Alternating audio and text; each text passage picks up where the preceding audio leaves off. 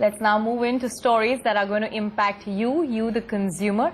Well, consumer durables has been something that everybody look forward to buying in pretty much in hoard when they are on discounts, and that too during the festive season. Now it looks like if you're interested in buying them, things are getting tough in terms of getting loans. In fact, loans for durables in particular, or financing for durables in particular, has almost dried up. Financing in consumer durables has hit the panic button. Big players, City Financial, GE Money and ICICI Bank have folded up their durable financing arms, and credit is not easily available. Current liquidity situation, considering that it's quite tight, the cost of capital therefore is going to go up, and to that extent the banks will shy away from. The second is that the risk weightages also might undergo some changes. The third and the most critical one is the default.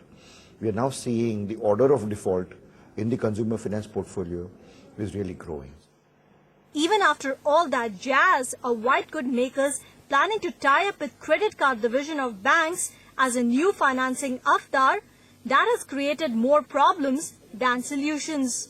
We would like to know that, if, let us say, a credit card company were to raise a bill on us to say that please pay us so much against product X which has been purchased from shop Y, we would like to know that that particular invoice is pertaining to a product X or a product Y.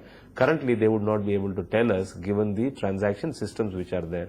If you're buying an expensive product, your limit has to be equally balanced out by the bank as well. Close to 15% of the consumer durable industry is dependent on financing. Now, with the current rate scenario of interest rates peaking, the white good majors are expecting this share to decline further in the coming 6 months. In New Delhi, Neha Jain, NDTV.